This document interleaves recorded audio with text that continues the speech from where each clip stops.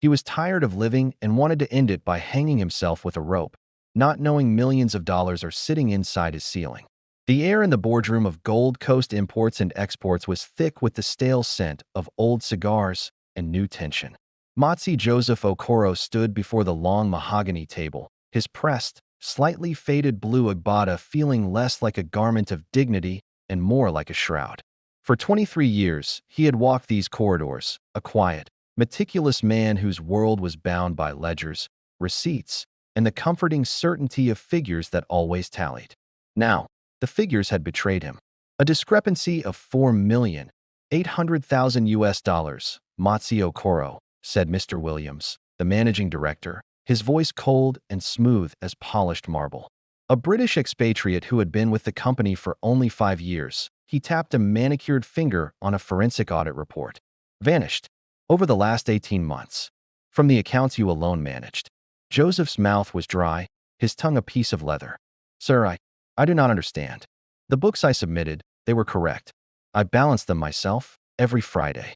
The books you submitted were correct, interjected Mr. Adekunle, the Nigerian head of operations.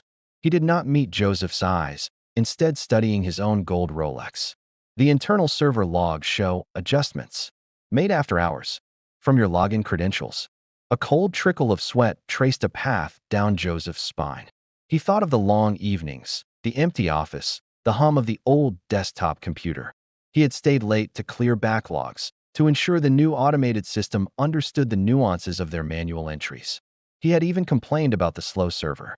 I was working, Joseph said, his voice gaining a little strength from the truth of it. I was reconciling the old manual ledger with the new software. You asked me to, sir. And in doing so, you created a backdoor, Mr. Williams stated, as if pronouncing a sentence. The forensic trail, while clever, leads here. To your terminal. To you. The injustice of it hit Joseph like a physical blow to the chest. He thought of his salary, a meager 150,000 naira a month after 2 decades.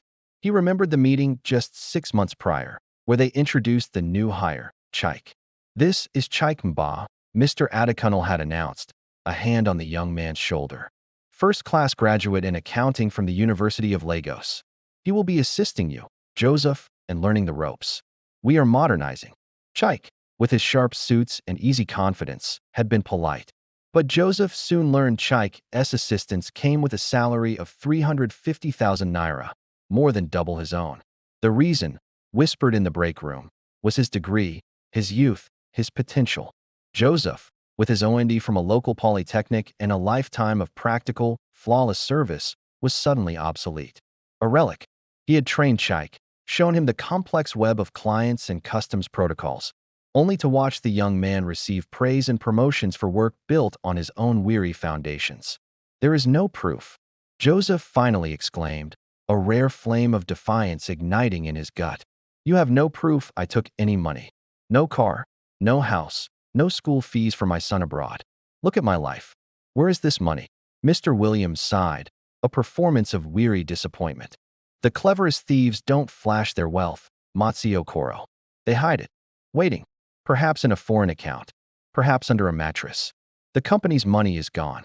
The trail ends with you. That is the only proof our insurers and the board require.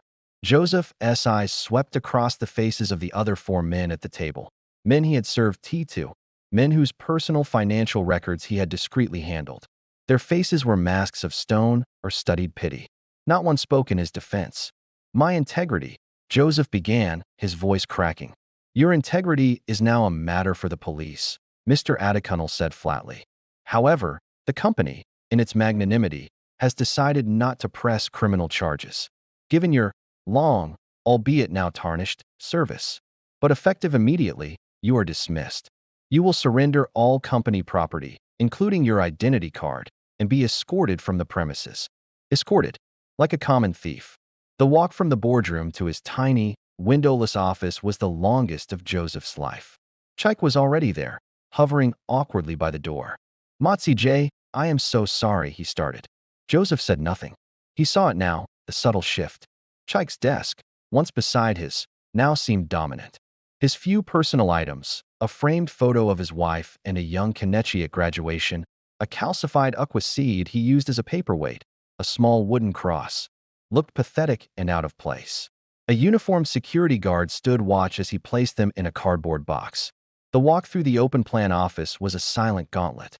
Heads were bowed over keyboards, but he felt every glance, every suppressed whisper. The shame was a hot, corrosive liquid filling his lungs. He, Matsi Joseph Okoro, the man who returned excess change to petty cash, who worked through lunch to meet deadlines, was leaving in disgrace. As the automatic glass doors of Gold Coast Imports hissed shut behind him for the last time, the humid Port Asaba afternoon hit him like a slap. He stood on the busy street, the box in his hands feeling impossibly heavy. The world hadn't ended. Cars honked, Okada riders yelled, hawkers advertised their wares. But his world, the world of respect, routine, and fragile security, had crumbled to dust. He thought of his son, Kenichi, who had just finished his final exams at the university, full of hope for his own future. He thought of the whispered insults his wife would now endure at the market. He thought of the pension that had just vanished, the gratuity that would be withheld to offset the losses. The initial shock began to harden into something else, a deep, simmering rage. They had taken everything from him, his dignity, his livelihood, his good name. And they had given his work, his life's work, to a boy they paid double, simply for a piece of paper. As he boarded a rickety bus home, the box on his lap, a singular dangerous thought, clear and cold as a shard of ice, formed in the wreckage of his mind. If I am to bear the name of a thief, then perhaps I should earn the crime. The accusation was unjust, but the punishment, the utter erasure of his value, felt real. And from that fertile soil of humiliation, a terrible seed began to sprout. The bitter theft. The rage that carried Joseph home from Gold Coast Imports curdled into a cold, hard knot in his stomach over the next week. It sat there, a constant companion to the shame that made him flinch at his own shadow. The world outside his peeling green gate became a tribunal. He saw accusation in the too quick smile of Mr. Emeka, the newspaper vendor. He heard judgment in the suddenly hushed conversations at the nearby kiosk whenever he approached to buy a sachet of pure water. His wife, Neoma, moved through the house with a wounded silence. She did not ask him if he did it. Her eyes, red-rimmed and avoiding his, asked a more painful question. How could you let this happen to us? The unspoken blame was a new, chilling distance between them in their small bedroom. Their son, Kenichi, was a storm of defensive anger. They are fools, Papa. They are looking for a scapegoat. We will fight them. Joseph would only nod, pat his son's strong shoulder, and retreat further into himself. Kenichi's fiery belief in his innocence was a lifeline Joseph felt unworthy to grasp, for the thoughts now nesting in his mind were dark and guilty. The plan did not arrive fully formed. It seeped in, detail by terrifying detail, during the sleepless nights spent staring at the water-stained ceiling. It began with memory, a flaw, a forgotten backdoor. 2 years prior, during the chaotic transition to the new Omega accounting software, Joseph had been tasked with migrating decades of data. The Swiss consultants had left in a hurry. The local IT boy, more interested in gaming, had set up passwords and permissions with lazy uniformity. Joseph, struggling to match complex import duty codes, had discovered a quirk: the admin override password for the legacy payment verification module, a module supposedly deactivated, was still the default. GC admin 123. He had reported it. Mr. Adekunle had waved him off. The old system is dead, Joseph. Focus on the new one. The company had not pressed criminal charges, but they were pursuing civil recovery. A letter from their lawyers arrived. A formal demand for the full $4.8 million, a sum so astronomical it was a cartoonish number, a death sentence. It was this letter, typed on crisp, cream-colored paper, that was the final catalyst. It wasn't just about losing a job. It was about being ground into destitution for a crime they could not prove he committed. The injustice was absolute. It demanded an equivalent answer. He would give them their crime. The mechanics were surprisingly simple, a perverse testament to the laxity he had always warned them about. The Omega system generated payment orders, which were then approved by managers. But the final release of funds to vendor accounts still ran through a secondary, older banking interface for security. That interface recognized the legacy admin password. His first attempt was a test. A Friday evening, well past 7. The office was a tomb. From the ancient desktop computer at his old desk, they had not yet revoked his physical access. Another staggering oversight. His fingers, cold and clumsy, typed the password. He pulled up a real, pending payment to a regular timber supplier, $47,500. With a few keystrokes, he altered the last digit of the supplier's account number. He authorized it. The screen flickered. Payment released. His heart hammered against his ribs like a trapped bird. He expected alarms, shouts, security lights. Nothing. Only the hum of the air conditioner. The money was now in an account he had opened months before under a false business name. A dormant venture he'd once dreamed of with a cousin who had since passed. A lonely, empty account waiting for a miracle. He sat there for an hour, trembling, waiting for the sky to fall. It did not. The following Monday, he came to the market kiosk early, using a public computer to check the dummy account. The balance was there, $47,500. He transferred it immediately through a labyrinth of online currency exchanges he had researched in a fog of guilt and determination, converting it to Bitcoin, then to Naira, then to a different foreign currency account. The digital trail, he hoped, would dissolve into noise. That first theft was a door swinging open into a dark room. The fear never left, but it was joined by a grim, focused resolve. He became a ghost in the machine. He never took too much from one transaction. He targeted large, legitimate payments, altering a digit in an account number, subtly inflating an invoice amount, and diverting the excess. He worked only once every few weeks, always from his old terminal, always after hours. He was a meticulous gardener, harvesting single fruits from a vast, unattended orchard. The money was not for him. He viewed it with superstitious terror. It was poison water. To drink it would be to confirm every accusation, to truly become the man they said he was. No, this was not theft for gain. It was an extraction, a reclamation of 23 years of undervalued labor, of pension denied, of dignity stolen. It was a forced severance package, written in the currency of their own contempt. He would store it. He would hide it. It would be for Kenichi, for a future they had tried to steal from his boy. Let them call him a thief. His son would someday be a king. He began to save empty cement sacks, the sturdy, plastic-lined kind. He told Neoma he was helping his brother in the village with a building project. On nights when the weight of the secret threatened to crack his skull, he would walk to the nearby bush path and stare into the darkness, the stolen millions in a digital cloud, and whisper to the memory of his own father, a poor farmer. They paid me in shame. I will pay them back in kind. And my son will be free. The theft was complete. The money, pixel by pixel, dollar by dollar, was his.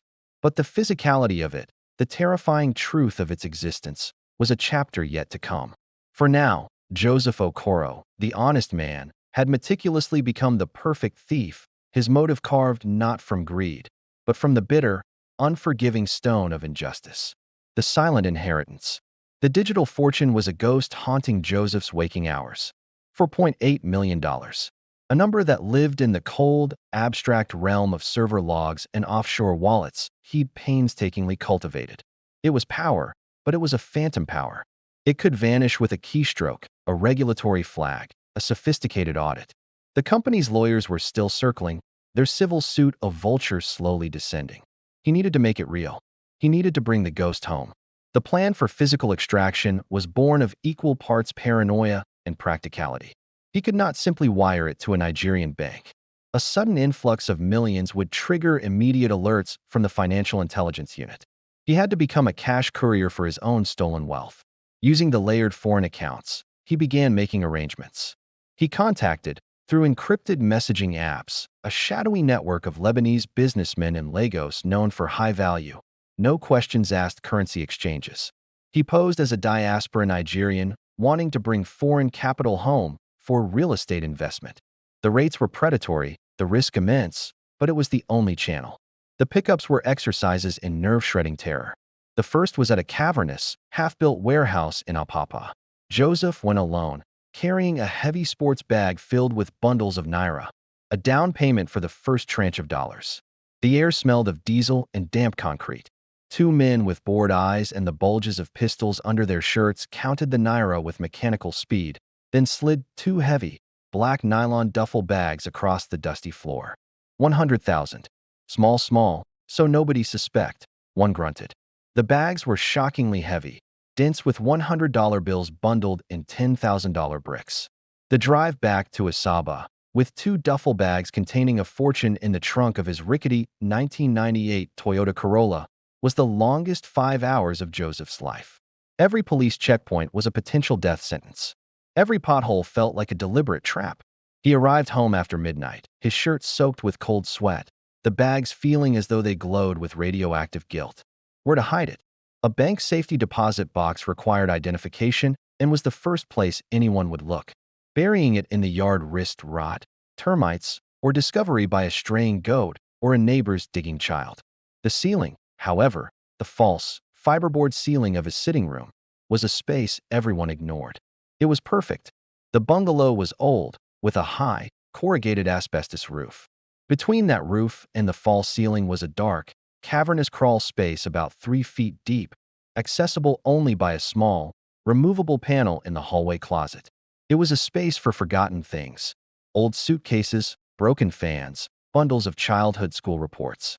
And now, for a king's ransom. That night, after Neoma and Kenichi were asleep, he brought the bags in. He had already prepared the space. He'd lined a corner of the crawl space with thick, industrial-grade plastic sheeting to guard against moisture and insects. He'd brought up an old wooden pallet to keep the bags off the fiberboard. With a rope and pulley system he'd rigged, he hoisted the heavy duffels, one agonizing foot at a time, up through the closet panel and into the darkness. The act felt profoundly ritualistic. This was not depositing wealth. It was interring a secret. Each brick of bills, wrapped meticulously in multiple layers of plastic and sealed with duct tape, was placed with a funerary solemnity. He did not count it. He could not bear to. The sheer physical mass of the money, its dense, papery smell and the confined space, was overwhelming. This was the corporeal evidence of his sin, his rebellion, his promise. He repeated the Alpapa journey 5 more times over the next 8 months. Each trip siphoned more of the digital ghost into tangible, oppressive reality. The crawl space in the ceiling became a vault. He diversified the containers, some money in the original duffels, some in locked, airtight plastic storage bins, some even sealed inside a large, innocuous-looking bag of old clothes. He spread the weight across the wooden beams, careful not to stress the fragile false ceiling below. He never spent a cent. Life at the Okoro household grew leaner. Neoma's pepper soup had less meat. Kenichi's allowance for school vanished. They sold the second-hand generator. Through it all, Joseph sat in his armchair directly below the hidden fortune, living in a state of surreal contradiction. The man sitting in deepening poverty had a mountain of wealth literally hanging over his head. The strain began to carve new lines into his face. He developed a nervous cough. He jumped at sudden noises. One evening, Kenichi, now home after his final exams, found his father staring blankly at the wall. "Papa," he said, his voice tight with a mixture of pity and frustration. "They are saying things in town. Worse things. That you hid the money overseas. That we are pretending to be poor." He knelt before his father, searching his face. "Papa, did you? Did you take that money?" Joseph's eyes, bloodshot and weary, met his son's. In them swam a universe of anguish, of love, of a terrible, protective guilt. His lips parted. The confession, the justification, the whole tormented story fought to get out. But to speak it would be to make Kenichi an accomplice. It would stain him with the knowledge. The boy's righteous anger was his last clean possession. Joseph could not take it. He looked at his son, then slowly, deliberately, he shifted his gaze upward. His eyes lifted to the plain, white fiberboard ceiling above them. He held the gaze for a long, silent moment, as if trying to see through it, to impress its very structure upon his son's mind. Then, without a word, he looked back at Kenichi, his expression settling into an unreadable mask of sorrow and resolve. He said nothing. The ceiling, heavy with its silent secret, said it all. The inheritance was complete. It was not in a will or a deed. It was in a glance, in a loaded silence, and in the tonnage of paper whispering in the dark above their heads, waiting for a day of reckoning its architect would not live to see. The cryptic instruction, the silence that followed Kenichi's unanswered question became a permanent wall in the Okoro household. It was not a quiet of peace, but a dense, suffocating atmosphere where every clink of a plate or rustle of a newspaper felt like an accusation. Joseph retreated further into himself, becoming a ghost in his own home. His physical presence seemed to diminish, as if the weight of the secret in the ceiling was literally pressing him down into the worn cushions of his armchair. His health, never robust, began a visible and steady decline. It was not one illness, but a cascade. The nervous cough worsened, becoming a dry, racking hack that shook his thin frame. He picked at his food, claiming his stomach was not agreeing with modern pepper. Sleep abandoned him. Neoma would find him in the pre-dawn hours, sitting bolt upright in the living room, staring at the ceiling fan as it cut lazy circles through the gloom, its hook a stark silhouette against the white board. It was during these bleary, twilight hours that his mantra began. The first time, it startled Kenichi.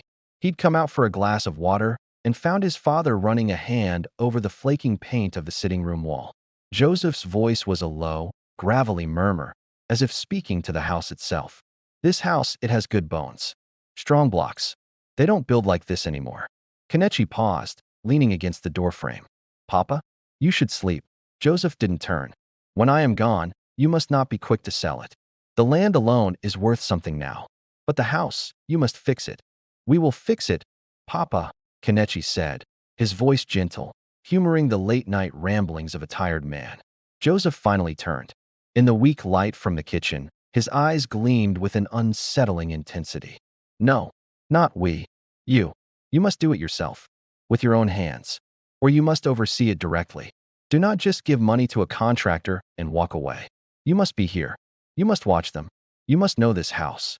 The instruction was so odd, so peculiarly emphatic, that Kenichi could only nod slowly. Okay, Papa. I will. Joseph seemed to relax a fraction. He nodded, his gaze drifting upward again, sweeping across the expanse of the ceiling. Yes, good. Because I have many properties for you, my son. Many. They are all here. He shuffled back to his bedroom, leaving Kenichi baffled. Properties? What properties? The decaying bungalow and a small, overgrown plot in the village? It made no sense. He dismissed it as the confused talk of a man buckling under depression and shame. But Joseph did not let it go. It became his refrain, his obsessive chorus. He wove it into everyday conversations with a randomness that was jarring. As Kenichi struggled to repair a leaking faucet, his father would appear, watching him work. You see? You are learning. This is good. When I die, you must renovate this house personally. Do not forget. I have many properties for you.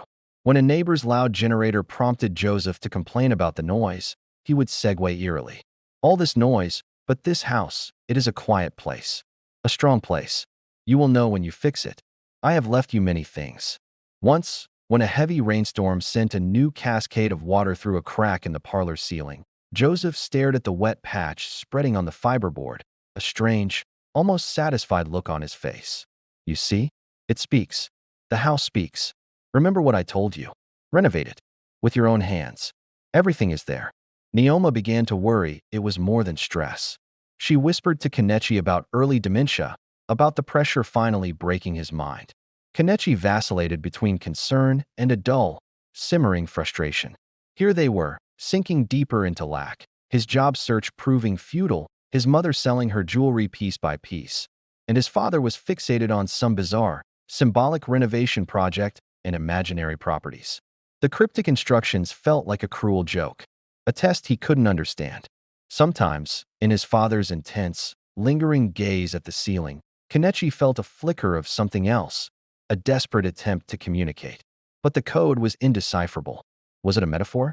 Was his father saying his integrity was his only property? Was he urging him to build a life from the ground up? The last time Joseph said it was the day before the final, swift illness took hold. They were sitting outside on the cracked front steps. Joseph was quieter, his energy visibly sapped. He placed a bony hand on Kenichi's knee, his grip surprisingly strong. Kenichi, he said, his voice clear and calm, stripped of its usual rasp. My son, you are a good boy. You have a strong heart. Do not let this world make it hard. Kenichi put his hand over his father's, his throat tight. I won't, Papa. Joseph looked up at the facade of the bungalow, his eyes tracing the lines of the roof, the windows, as if memorizing it. This house, it is my testament. When I go, do not let strangers break it apart. You must be the one to open it up, to make it new. You understand? You must. I have many, many properties for you inside." He turned his gaze to Kenichi, and for a fleeting second, the veil lifted. In his father's eyes, Kenichi didn't see confusion or dementia. He saw a profound, agonizing clarity. He saw a map laid out, with a giant, glaring X that he was physically pointing Kenichi toward, but which remained utterly invisible to him. It was a look of someone handing over a key to a locked chest, and then swallowing the explanation of which lock it opened. I, I will, Papa," Kenichi whispered, more to soothe than from understanding. Joseph seemed to accept this. He nodded, a deep exhaustion settling over him. "Good. That is all. That is everything." He died 3 days later, not with a bang, but with a faint, final sigh that seemed more of release than surrender.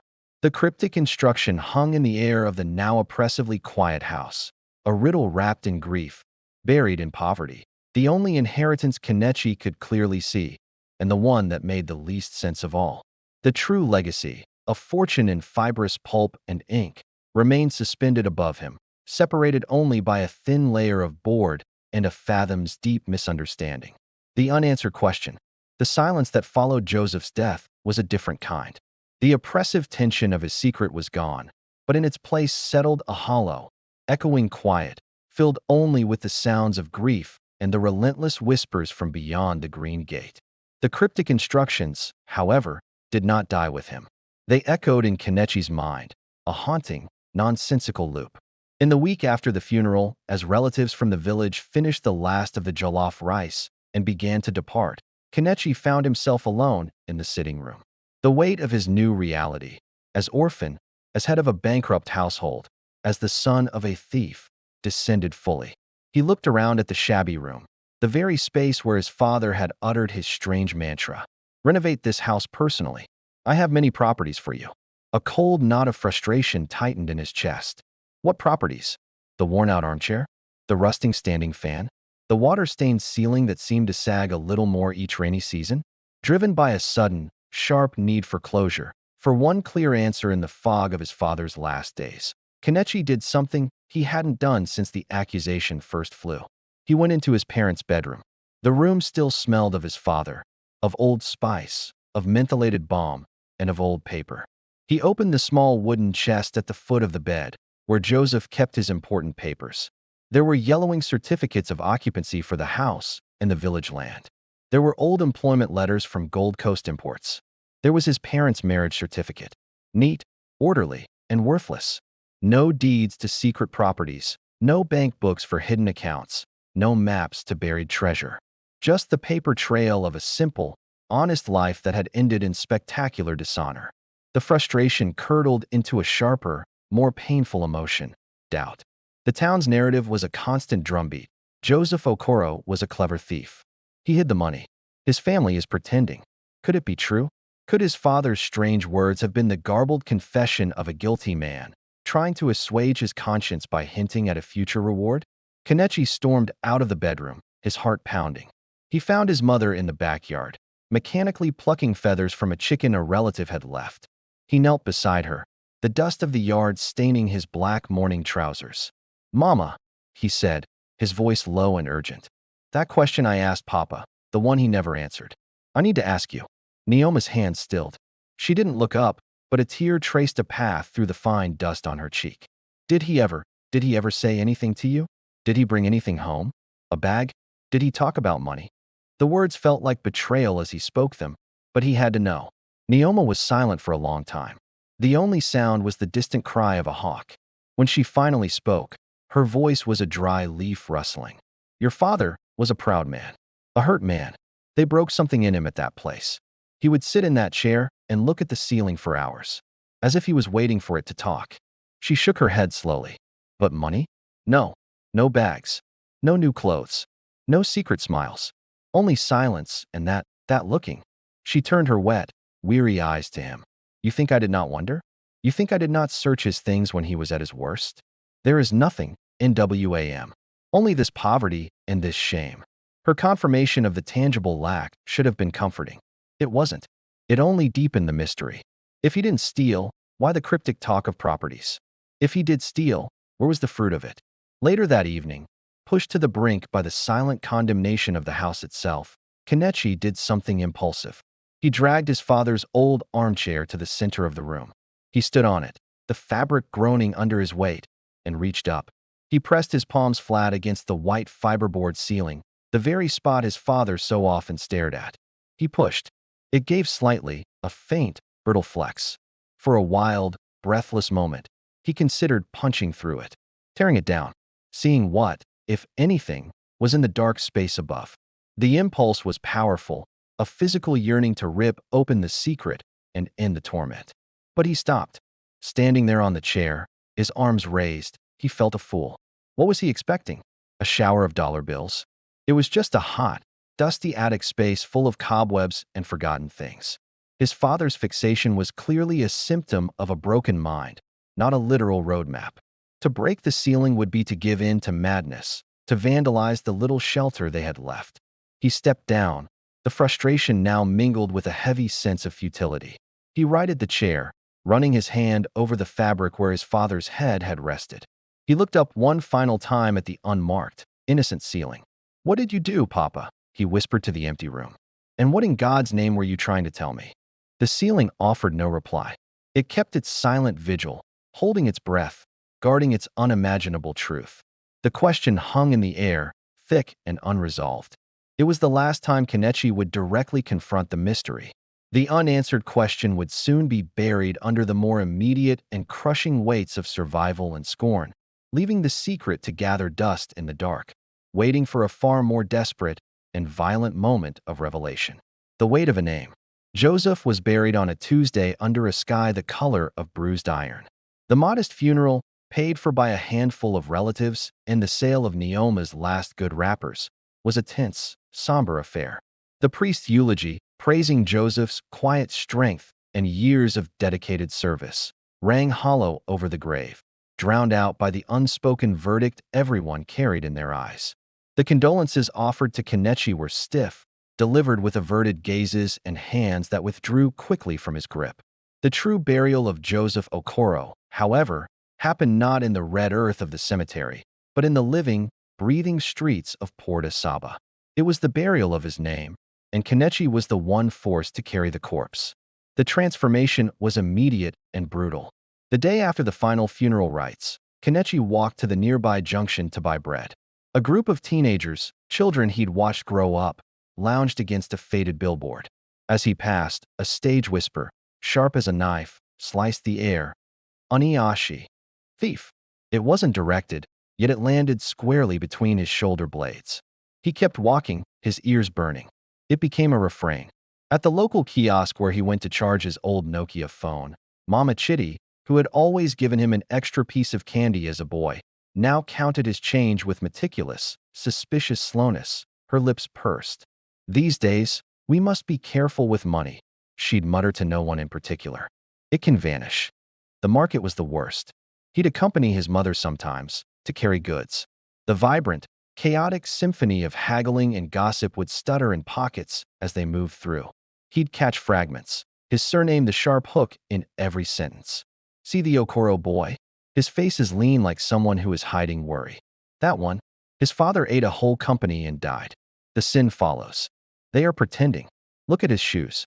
Very soon, the dollars will start to fly." One afternoon, trying to sell some of his father's old technical books, he faced a trader at the roadside who knew his family. The man flicked through an engineering manual. "Okoro," he said, not looking up. "This name is heavy now. It scares customers. I can only give you half price. Bad luck is inside it." The weight wasn't just in the whispers, it was in the closed doors. He had graduated with a decent degree in civil engineering. He printed fresh copies of his CV, his NYSE discharge certificate crisp and promising. He applied for every role, from site assistant to junior draftsman. A few callbacks filled him with fleeting hope. The first interview was at a small construction firm. The manager, a jovial man in his 50s, was impressed with Kenichi's polite demeanor and his final year project. "You have a good head, my boy," he said, leaning back in his chair. "Okoro. Okoro. That name, you are not from Omoji, are you?" "No, sir. From here, Asaba." The man's smile tightened almost imperceptibly. "Asaba. I see. And your father, what did he do?" Kenichi's throat went dry. He was an accounts clerk, sir. The manager's eyes flickered with a sudden, cold recognition. The story of Gold Coast imports was a favorite business morality tale in local circles. Ah, he said, the single syllable dropping like a stone. He stood up abruptly. We will be in touch. Thank you for coming. They never were.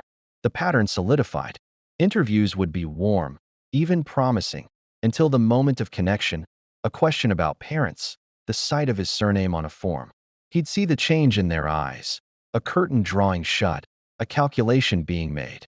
The risk of association, the superstition of a cursed or thieving lineage, was a liability no one was willing to take. He took to using his middle name, Kenichi, alone on applications. It worked to get him in the door, but the background checks or casual conversation always unearthed the truth. The rejection emails, when they came, were uniformly bland, not a good fit at this time. The ones that stung were the verbal dismissals from small business owners. We need someone with a clean family history. You understand. He understood. His name was a stain no degree could wash clean.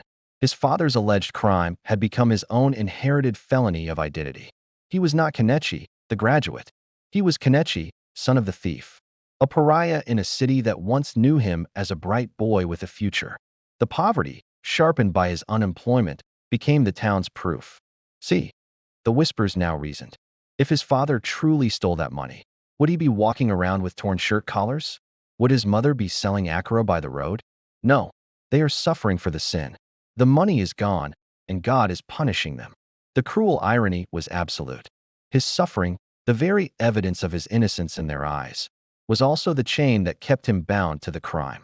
The weight of the name pressed down, crushing hope, bending his spine, until the very house he lived in felt not like a shelter, but like a tomb built from his father's ruined reputation. And all the while, the true inheritance, the means to shatter every whisper and straighten every spine, lay dormant just above his head, waiting for the weight to become truly unbearable. The closed doors. The mockery of the job search became a familiar, soul-crushing ritual. Kenichi's world narrowed to the flickering screen of the cybercafe computer, the smell of sweat and dust, and the feel of cheap paper. He became a ghost in the queue at the business district, his one good shirt and trousers growing threadbare from overuse, his polished shoes scuffed beyond repair. Hope was a currency he could no longer afford. It would spark a tiny, treacherous flame with every "we are impressed with your credentials" email inviting an interview. He would spend the night before rehearsing answers, pressing his clothes with a cold iron heated on the stove, polishing his shoes with a mixture of charcoal and water. He'd walk into office lobbies with his head held high, a temporary amnesia allowing him to believe, for a moment, that he was just Kenichi, the engineer. Interview 1. Ito's Constructions, Ltd. The project manager, a sharp-eyed woman named Mrs. Ease, grilled him on concrete mix ratios and site safety protocols. He answered flawlessly, her nods encouraging. Then, Okoro. That's an Asaba name. Any relation to Joseph Okoro, the gentleman who had the issue at Gold Coast? The flame sputtered. He was my father, Ma. A long pause. She closed his file. We run a tight operation here. Trust is paramount. I'm sure you understand. Interview 2. State Water Board. A more bureaucratic process. Written test. Group discussion. He scored among the top 3. The final panel interview was with 3 senior engineers. 1. An older man with kind eyes. Asked about his family's background, a standard question. Kenichi gave a vague answer. The man's eyes narrowed in thought. Later, as Kenichi left, he overheard a snippet from the open door. The Okoro boy? No. Can't have that kind of controversy here. The auditors would have a field day. Next candidate. Interview 3. A small private firm run by a pastor. This one felt different. The office was in a converted house, the walls adorned with religious posters. God gives talent, Pastor Gowan said, smiling beatifically. We are a family here. We believe in redemption. Kenichi felt a surge of real hope. The pastor offered him a role as a junior supervisor on a church building project. It was below his qualifications, but it was work. He was to start the following Monday. On Sunday, he went to the pastor's church, a gesture of gratitude. He was welcomed warmly. After the service, as he mingled, a stern-looking deacon pulled Pastor Gowan aside. Kenichi saw the deacon gesturing towards him, his expression severe. He saw the pastor's smile falter, then turn apologetic. The pastor approached him, not meeting his eyes. "My brother, there has been a reconsideration. Some members of the board are concerned about perception. The project is for God's work. We must be above reproach. I am so sorry." That rejection, wrapped in holy hypocrisy, extinguished the last of the flame. He expanded his search wildly, desperately. He applied to be a security guard. "You are overqualified, and we need men with spotless character." A bus conductor. "You look like a Yahoo boy. You will steal the fare." A warehouse packer. "Your hands are too soft, graduate. And we don't want trouble." The final, absolute door was slammed shut at a new, sleek logistics company. He'd used only his first name. The HR manager, a young, trendy woman, was delighted. "Kenichi, you're perfect for this logistics coordinator role." She sent him for a mandatory pre-employment check at a designated clinic. Part of the form required his full name and father's name for background verification. He filled it in, his hand trembling. 2 days later, a terse email arrived. "Dear Mr. Okoro, our onboarding process has identified a potential conflict. We regret to inform you the offer of employment is withdrawn. We wish you the best in your future endeavors." They hadn't even called. They'd just quietly erased him. He walked home from the cyber cafe that day under a blistering sun. The streets seemed to tilt. The laughter of market women sounded like jeers. The sight of other young men in office attire, talking confidently on phones, was a physical ache. He was a ghost, visible only as a cautionary shadow. His education was a joke. His ambition, a burden. The closed doors weren't just locked. They were bricked over, with his father's name etched into the mortar. He arrived at the decaying green gate of his house. The bungalow looked pathetic, a symbol of his shrunken world. His father's words, "I have many properties for you," echoed in his mind, now tasting not of mystery, but of bitter, cosmic mockery. This was the property, this ruin, this tomb of reputation. This was all he had, and it was crushing him. He stood in the silent sitting room, the air hot and still. He looked up, not in hope, but in a kind of furious, accusatory despair, at the ceiling his father had loved to stare at. It was just a ceiling, a sagging, water-stained barrier between him and a hot, empty roof. There were no properties. There were no secrets. There were only closed doors, and this one, final, crumbling room. The weight of the name had finally pinned him completely, a specimen of failure preserved in the amber of his father's alleged sin. The path ahead, once a broad road, now narrowed to a single, dark, and terrifying point. The descent. Time lost its shape. Days bled into weeks, weeks into months, marked only by the deepening hollows in Kenichi's cheeks and the relentless progression of decay within the four walls of the bungalow. Hope had not just vanished. It had been systematically erased, its memory replaced by a dull, metallic taste of despair that coated his tongue every morning. The bungalow itself became an active participant in his ruin. The roof, which had always leaked, now developed a new, persistent drip directly over his father's old armchair. Plink, plink, plink. It was a maddening metronome counting down his sanity. He placed a chipped enamel bowl beneath it, and the sound changed to a shallow, hollow ping. It was worse. The water stain on the ceiling spread like a dark, fungal map of some cursed continent. One afternoon, during a particularly violent downpour, a new leak sprang in the hallway. As he rushed to move a box of his father's old books, the sodden, termite-weakened fiberboard of the ceiling gave way with a soft sigh. A chunk the size of a dinner plate collapsed, followed by a cascade of filthy water and decades of dust. He stood there, soaked and coughing, staring up into the black maw of the roof space.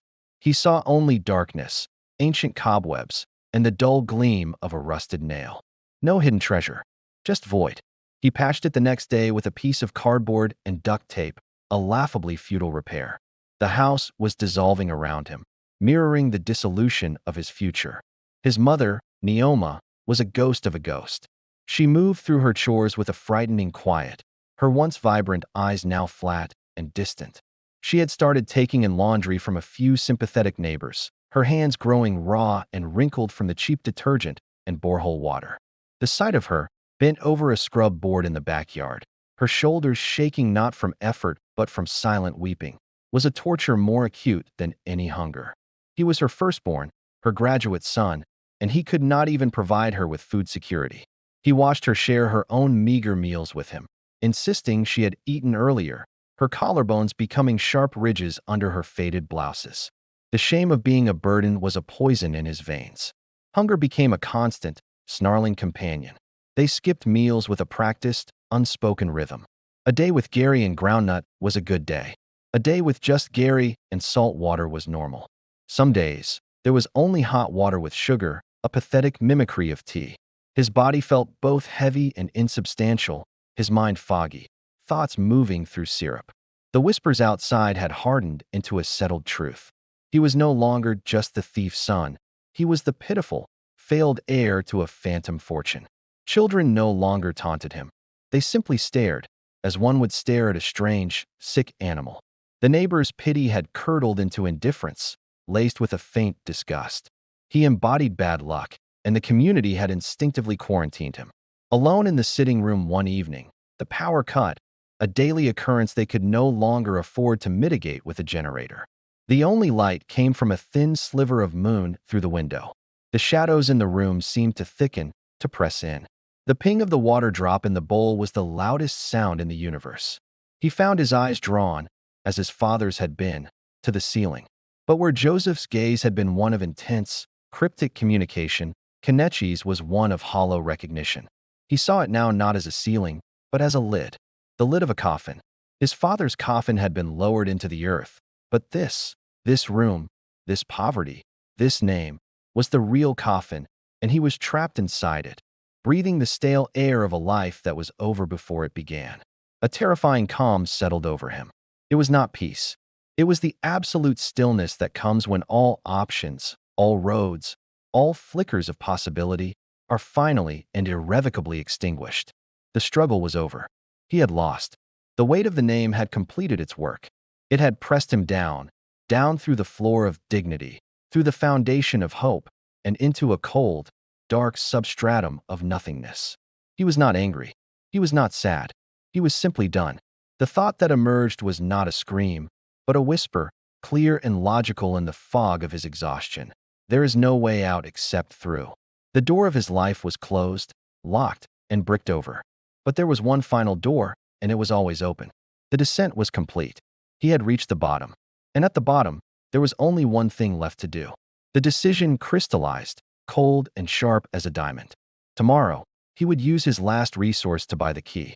The last transaction. The morning dawned with a cruel, bright clarity. Sunlight streamed through the broken louvers of the sitting room, illuminating the dust motes dancing over the chipped bowl and its monotonous ping. Kenichi lay on the thin mattress on the floor, fully dressed, having not slept. The terrifying calm of the night before had hardened into a resolve as solid and cold as stone. There was a strange, almost ceremonial quality to the day. It was the last day. He checked the small, embroidered pouch where he kept his money.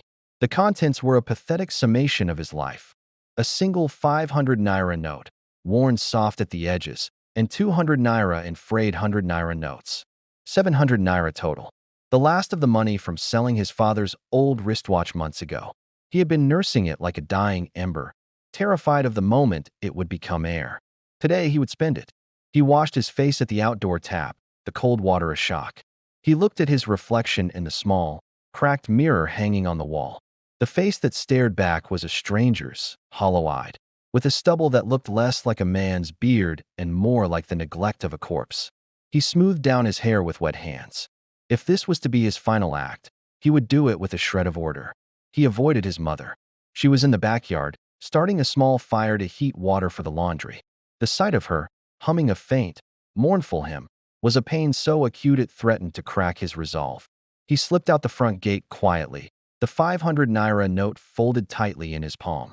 The walk to the Ogbeganogo market was one he had taken 1,000 times. Today, every sensation was heightened, yet felt at a great distance.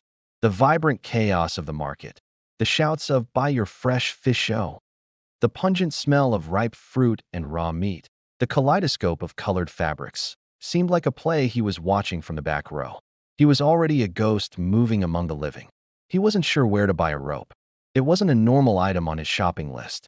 He wandered past yam cellars and spice mounds until he saw a section with hardware stalls, stacks of nails, coils of wire, buckets, and tools.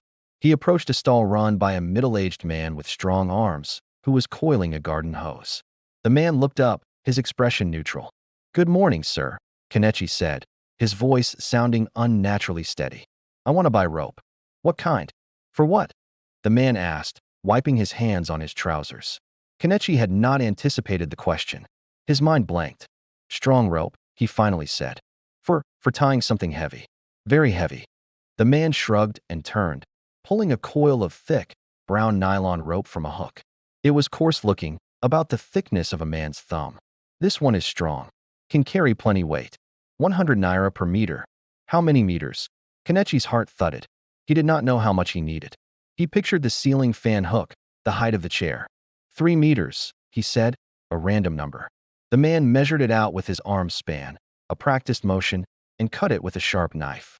He coiled it and handed it over. 300 naira. Kenichi handed him the 500 naira note. The man gave him 200 naira change. The transaction was breathtakingly mundane. For 300 naira, he had purchased the instrument of his end. The change in his pocket felt like a mockery. As the man handed him the rope, their eyes met briefly. The man's were bored, transactional. Then, perhaps noticing the deadness in Kenichi's own gaze, a flicker of something else passed through them. Not quite concern, but a mild curiosity. He gave a small, gruff smile. Brother, you want tie cow?" "This rope's strong past cow," he said, an attempt at market banter. Kenichi forced his lips upward. It felt like cracking dry clay. "Yes," he whispered. "Something like a cow." He took the rope. It was heavier than he expected, the nylon fibers rough against his skin. He walked away, the coarse coil feeling like the only real, tangible thing in the universe. He used 50 naira of the change to buy 2 soft loaves of bread and a sachet of milk. He would leave this for his mother. A final, pathetic offering. The walk home was a solemn procession. He carried the rope not hidden, but openly. No one looked twice. A man with a coil of rope was just a man with a chore. He was invisible, already erased. The bright sun, the laughing children, the grinding music from a nearby shop. All of it was part of a world he was about to formally exit. He pushed open the green gate. The house waited, silent and suffocating. He placed the bread and milk on the kitchen table. He did not seek out his mother. He went straight into the sitting room and closed the door. He stood in the center of the room, the rope in his hands. He looked up at the ceiling fan hook, a sturdy metal J screwed into the central beam. It had held the fan for decades. It would hold him. He looked at his father's armchair. It would be the platform. The last transaction was complete. He had traded his final hope, his last currency, for a means of exit. All that remained were the final prayers and the step off the edge of the world. The rope, coarse and definitive, was the only answer left to all the unanswered questions. The final prayer. The silence in the sitting room was absolute, a physical substance thicker than the humid afternoon air. The ping of the water drop into the enamel bowl now sounded like a funeral bell, tolling the seconds he had left. Kenichi stood in the center of the room, the coarse rope heavy in his hands, and looked at the stage he had prepared. His father's old armchair was pushed slightly aside. In its place stood the rickety wooden dining chair, its legs uneven on the cracked tile floor. Above it, the ceiling fan hook hung, a dark, unwavering point. It had never felt so present, so purposefully placed, as if his entire life had been a slow walk towards this single, fixed coordinate. He moved with a methodical slowness, a priest preparing a strange and dark sacrament. He uncoiled the rope, the nylon hissing against itself.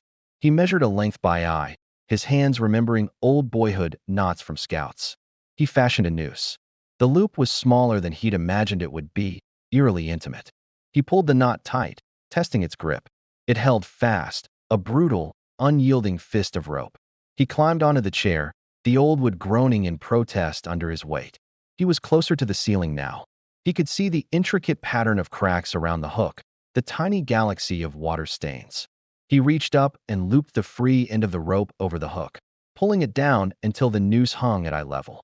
He secured it with another series of tight, efficient knots. He was good at this. His hands were steady. A part of him, the engineering graduate, noted the structural integrity with detached approval.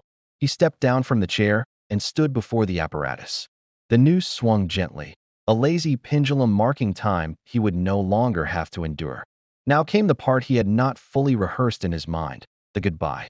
He was not a particularly religious man, not anymore, but the habits of a lifetime demanded acknowledgement. He lowered himself to his knees on the dusty floor, the rough concrete biting into his skin. He folded his hands, the grit from the rope still on his fingers. He didn't know how to begin. The words felt stuck, frozen behind the wall of his despair.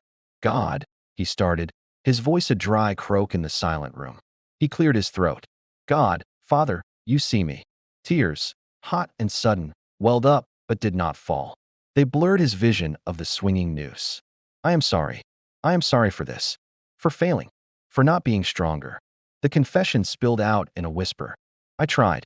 I tried to hold my head up. I tried to find work. I tried to care for Mama. But the weight, it is too heavy. I have no strength left. He thought of his father. A new wave of anguish, different from the numbness, washed over him. Papa, I do not know if you can hear me. I do not know what you did. I only know what it did to us.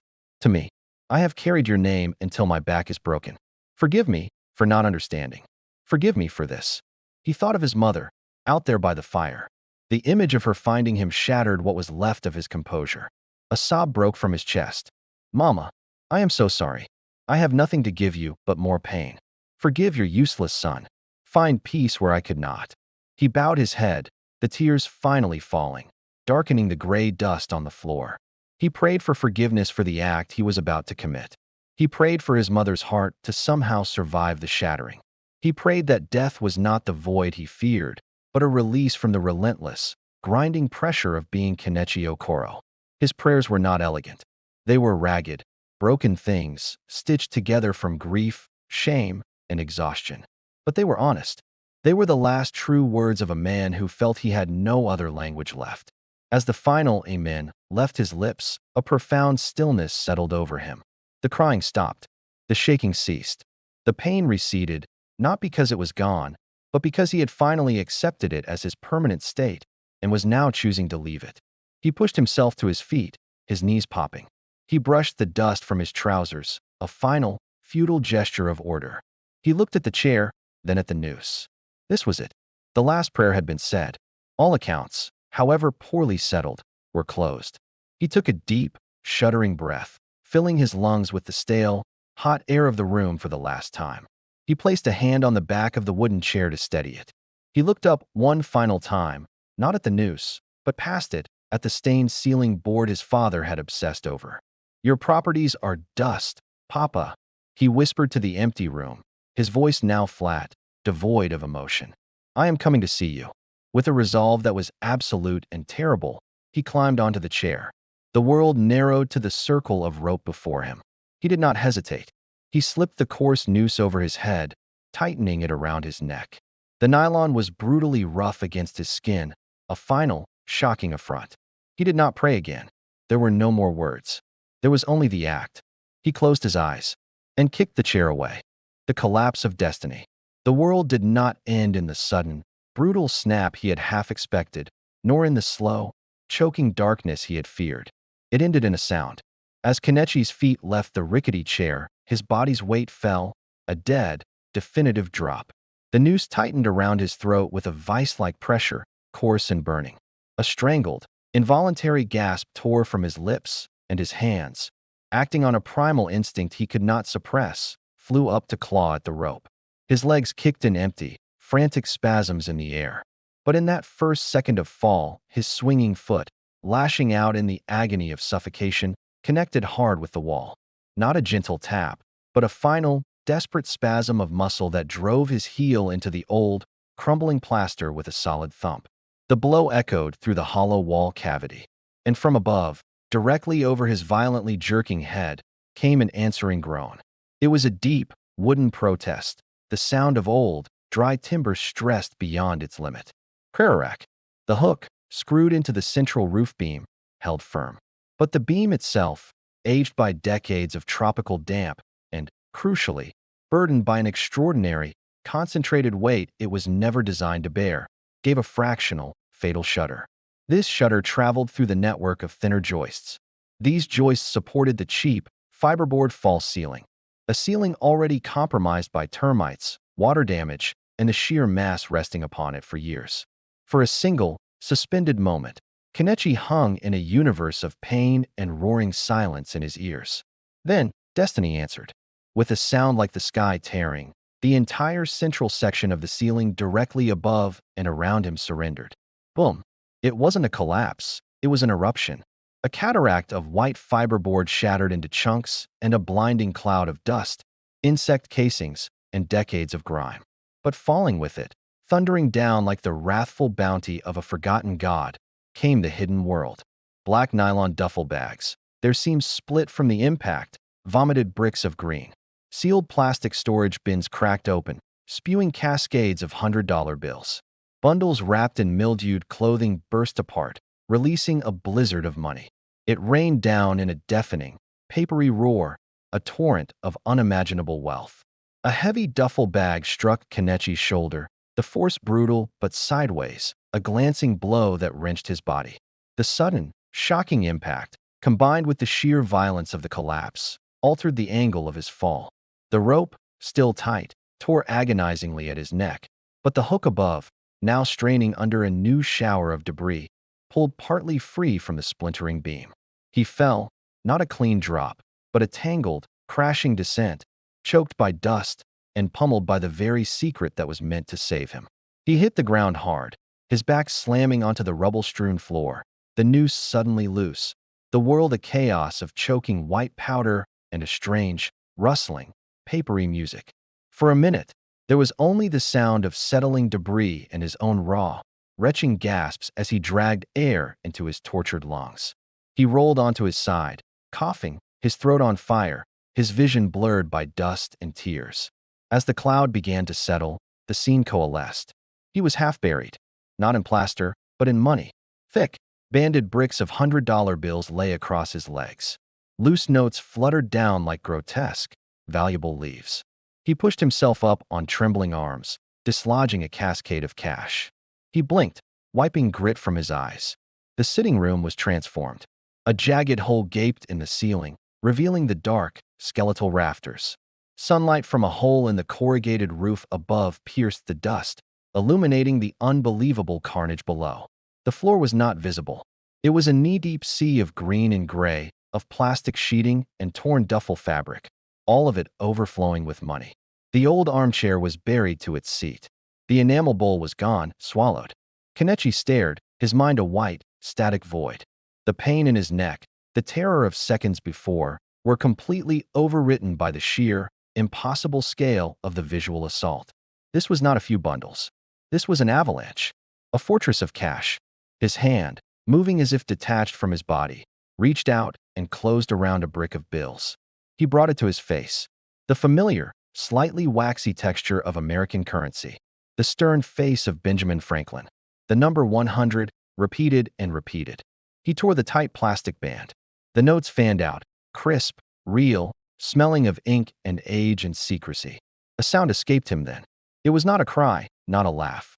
It was a raw, animal noise of release, a guttural expulsion of 6 years of pent-up shame, hunger, despair, and confusion. It was followed by a torrent of heaving sobs that racked his whole body. He cried for his father, the tormented architect of this madness. He cried for his mother, washing clothes in the yard while a fortune moldered above her head. He cried for the years lost, the doors closed, the weight borne. And then, through the tears, a wild, disbelieving laugh bubbled up. It clashed with the sobs, creating a hysterical, euphoric cacophony.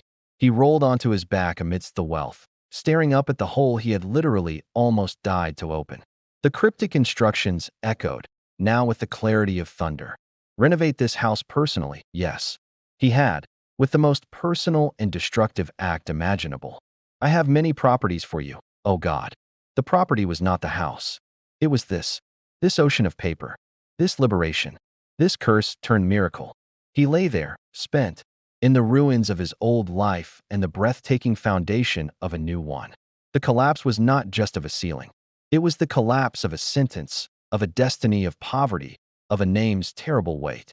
In its place was a terrifying, glorious, and deafening silence, filled only with the rustle of a future he could no longer even begin to comprehend. The storm of whispers. The sound of the ceiling's collapse was not a private event. In the dense, watchful neighborhood of Port Saba, a sound like that, a deep, groaning crack followed by a thunderous boom, was a public announcement. The first to arrive was Mama Chitty from 3 houses down, who had been pounding yam. The rhythmic thud of her mortar had stopped mid-pestle. She rushed out, her wrapper hastily tied, flour still dusting her arms. She peered over the Okoro's low fence just as the thick cloud of dust was beginning to settle inside the shattered sitting room window. Her hand flew to her mouth, stifling a scream that wasn't quite fear. It was awe. Through the broken louvers and the haze, she didn't see Kenichi first. She saw the money, the green sea of it, the bundles, the sheer, impossible volumes spilling out like the guts of a piñata meant for gods. "Chinik Emila," she shrieked, the Igbo exclamation of shock tearing through the afternoon calm. "See what an I talk. That old man was a wizardo. He hid the money inside house." Inside house. Her scream was the starter's pistol. Mr. Nwoke the tailor, who had been bent over his sewing machine, emerged, needle still in hand. 2 young men playing drafts under a mango tree abandoned their game. Children materialized, eyes wide. Within minutes, a crowd had gathered at the green gate, a buzzing, disbelieving hive. Inside, Kenichi, still sprawled on the floor amidst the fortune, was jerked from his stupor by the voices. The world, which had shrunk to just him and the money, violently expanded.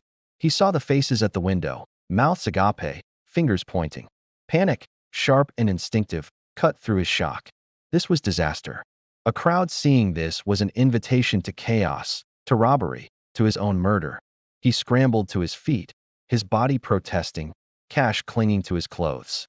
He stumbled to the front door, which was slightly ajar, and slammed it shut, bolting it with a rusty latch that felt laughably inadequate.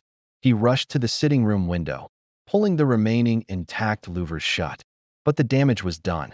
The visual was seared into the neighborhood's collective retina. The whispers outside began, low at first, then rising into a cacophonous storm of commentary, theory, and judgment. Holy Mary! So the boy was suffering for nothing. Mr. Nwoke mused to no one in particular, his voice carrying. All this time he was drinking Gary. The dollars were sleeping on his head. God darn butter his bread at last, oh. "I always said that boy had a good face," chimed in Mrs. Adeyemi, who had crossed the street to avoid him just the previous market day. She was now pressed against the gate for a better view. "See how destiny has caught up with his enemies. The father was a wise man. He suffered the shame so the son could enjoy the glory." "Wise man Ku," countered a young man named Emeka, a known gossip with a cynical smirk. "He played the fool well. All this time he was suffering. He knew the money was there. He was just waiting for the right time. Maybe the father told him before he died. They were just acting." "No be lie," another voice agreed. "See how the ceiling just fell now. Maybe he was inside trying to check the money when it collapsed. God exposed him to wealth," someone else laughed. The theories multiplied, spiraling into legend in real time. Some claimed they had always seen a strange glow from the house at night, the money's spiritual energy. Others recounted how Joseph Okoro had once refused to sell the house for a good price, proof he knew its true worth. The narrative of the cunning, long-suffering thief was being rewritten into one of a strategic genius, a patriarch who had outsmarted everyone. Kenichi stood with his back against the bolted door, his heart hammering against his bruised ribs. He could hear every word. The same voices that had scorned him were now sculpting a new, equally fantastical identity for him. He was no longer just a pathetic heir. He was either a blessed miracle or a cunning actor. The truth, the desperate suicide attempt, the accidental salvation, was already lost, buried under the avalanche of cash and gossip. He saw faces peering through cracks in the window shutters. He saw phone cameras held up, trying to capture the surreal scene. The news was spreading, digital and viral, through WhatsApp groups and phone calls. "Go to Okoro's house now. The money has entered market." He had to move. Now, this spectacle would attract not just the curious, but the dangerous. The police, thieves, even distant relatives smelling opportunity, they would all descend. His mind, fogged by trauma and revelation, snapped into a razor-sharp focus fueled by adrenaline. He looked at the fortune on the floor. He could not take it all. Not now. He waded through it, grabbing the nearest unbroken plastic bin. He began to shovel bricks of cash into it, not counting, just filling. He needed mobility. He needed to disappear. The storm of whispers outside was his ticking clock. The collapse of the ceiling had not brought peace. It had ignited a different kind of fire. He had to escape its heat, carrying the embers of his father's desperate, silent gift with him. The secret was out, and his old life was officially, finally, over. The disappearance, time, which had dragged for years, now accelerated to a heart-pounding sprint. Every second the crowd murmured outside the bolted door was a second closer to disaster. Kenichi moved with a frantic, silent efficiency, the survival instinct he thought he'd lost now roaring back to life. He couldn't think about the magnitude. He couldn't stare at the fortune. He had to act. He grabbed the sturdiest-looking sealed plastic bin, its lid cracked but still holding. He began filling it, not with loose bills, but with the intact, banded bricks of hundreds, shoveling them in with his arms. The bin grew impossibly heavy. He estimated, wildly, that he had packed maybe $500,000. It was a laughable fraction of the whole, but it was a king's ransom, and it was portable. He needed an accomplice. Only one face came to mind. His cousin, Chabik. Not the gossipy ones from the village, but Chabik who lived in Onitsha, who drove a kiki and was quiet to the point of sullenness, but who had once, years ago, given Kenichi his last 1,000 naira without asking why. He fumbled for his old Nokia, his fingers leaving dusty prints on the keys. The phone rang once, twice. Kenichi. Chabik's voice was flat, wary. News traveled. Brother. Listen. No questions. Come to my house now. Back gate. Bring your kiki. And a big tarpaulin or sack. My life depends on it. A pause. In the background, Kenichi could hear the distant buzz of the crowd through the phone. Chabik heard it too. I am coming, was all he said. The line went dead. Now the crowd. He needed to buy minutes. He went to his mother's room. She was still in the backyard, mercifully shielded from the front by the house's layout. He took 2 bundles of cash from the bin, $20,000, a sum so vast it was abstract. He walked to the front door, took a deep breath, and unbolted it, opening it just a crack. A surge of noise hit him. Dozens of eyes widened. He focused on the loudest voices, Mama Chitty and Mr. Nwoke. Auntie, Uncle, he called, his voice hoarse from the rope, but deliberately calm. He beckoned them closer, through the gate. Intrigued, they pushed forward, leaving the crowd buzzing.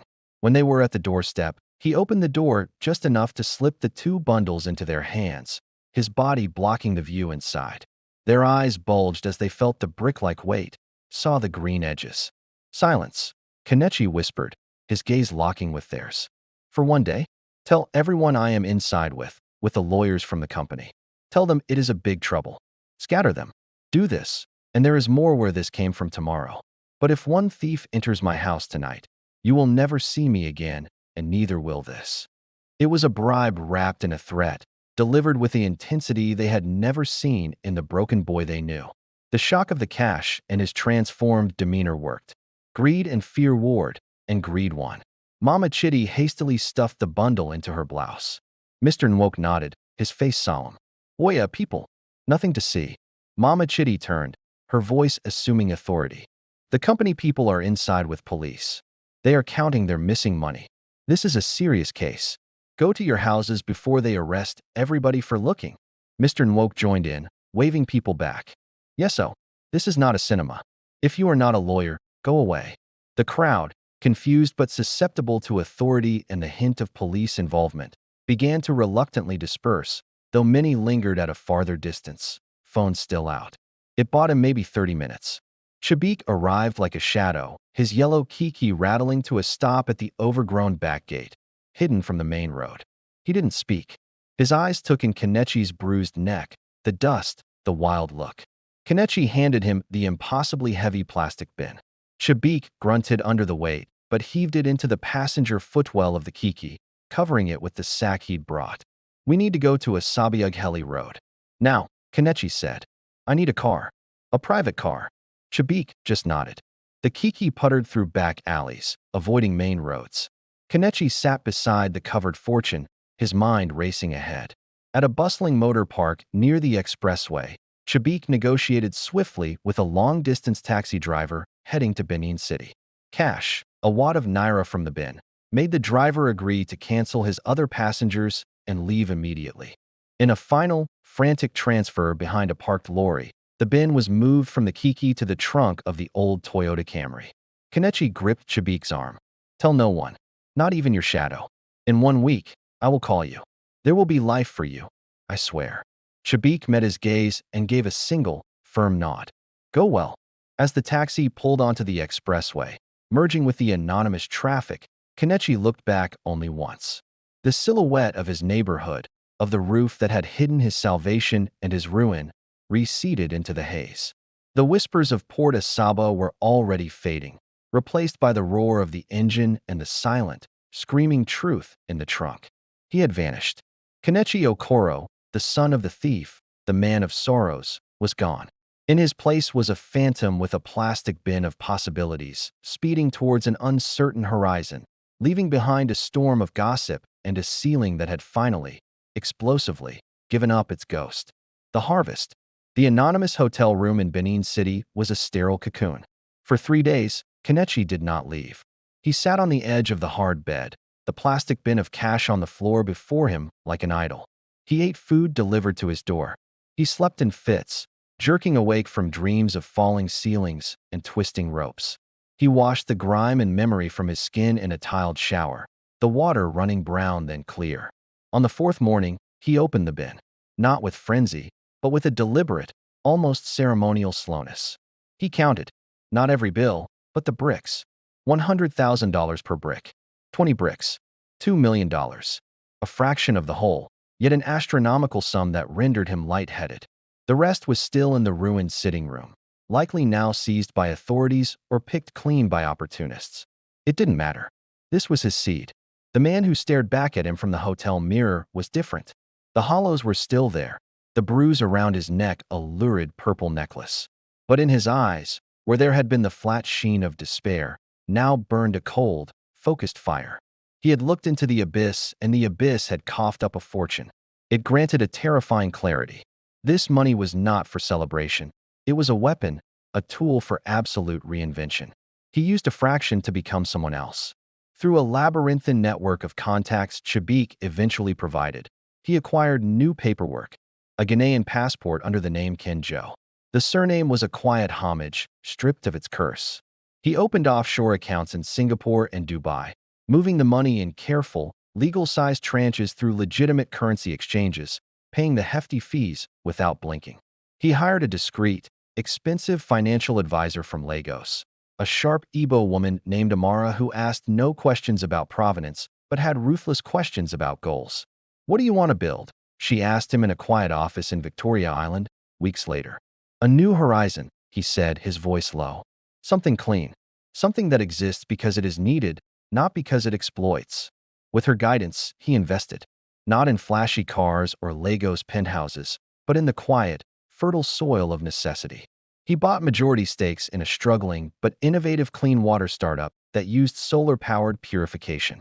He financed a tech hub in Akka, focusing on agritech, apps for smallholder farmers to predict weather, access microloans, and track fair market prices. He purchased vast, undervalued tracts of land not in Lagos, but in emerging states like Nasarawa, land he earmarked for sustainable rice cultivation and green energy projects. He was a ghost in the machine of his own empire. Kenjo was a name on documents, a signature on transfers, a respected, elusive figure. He used intermediaries, hired visionary CEOs, and empowered them. His only non-negotiable directives: ethical practice, employee equity, and silent, massive charitable wings focused on vocational training for graduates from disadvantaged backgrounds. Within 5 years, the New Horizon Group was a whispered force in African business circles, a conglomerate that seemed to grow from the very earth, profitable, progressive, and puzzlingly low profile for its owner. Kenjo gave no interviews. His photograph was a blurred mystery. He was a rumor of a man who had turned conscience into capital. One evening, in his penthouse overlooking the Atlantic Ocean in Lagos, the city glittering like a scattered diamond necklace below, he received a call. It was from Port Asaba. The old bungalow, after years of legal wrangling with the government over the found money, was finally being demolished to make way for a new police station. A final irony. They found nothing more of significance. He hung up and walked to the balcony. The salt air was clean, vast. He thought of his father, Joseph, not with anger anymore, but with a profound, aching understanding. The man had chosen a terrible path, but his destination had always been his son's freedom. He thought of his mother, Neoma, now living in a serene villa in Enugu, her hands soft, her laughter returned, forever puzzled by the mysterious benefactor who paid her boundless bills. The harvest was not just in the billions his portfolio was now worth. It was in the thousands of jobs he'd created. It was in the fresh water flowing in a dozen rural communities. It was in the young graduate from a poor family, his surname unknown and irrelevant, now heading a tech team at his Aka hub. He had renovated his life, not with his own hands, but with the capital of his father's desperate, hidden legacy. The house was gone, but the foundation his father had laid, in shame, in secrecy, in a love so twisted it manifested as theft, had held. Upon it, Kenichi had built a kingdom. He looked east, towards the memory of Asaba. The whispers there had long since moved on to other scandals, other miracles. But the story of Joseph Okoro and his son was now a parable, told in many versions. Some said the money was cursed and the boy had fled from it. Others swore he had used it to become a big man abroad. He allowed himself a small, private smile. They were all right, and they were all wrong. The money had been both curse and salvation. He had fled, and he had become. The final harvest was peace. A hard one, vigilant peace, watered by the tears of a past he would never forget. His father's dream, a life for his son unbounded by the scorn of strangers, had not just come through. It had been multiplied, and in the multiplying, had become a dream for countless others. The ceiling had fallen, and in its place, he had built a sky. And so, the journey of Kenichi Okoro came to a close, and the legacy of Kenjo began. From the depths of despair to the heights of redemption, some stories remind us that hope is often hidden in the most unexpected places. If you were moved by Kenichi's transformation, if you felt the weight of his father's secret, then share this story with someone who needs a reminder that no situation is ever truly without hope. We craft these narratives to inspire, to reflect, and to connect.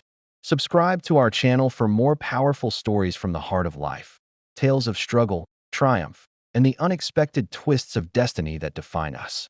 Hit the notification bell so you never miss a new chapter. Thank you so much for watching. Share, subscribe, and remember, your next horizon is always ahead.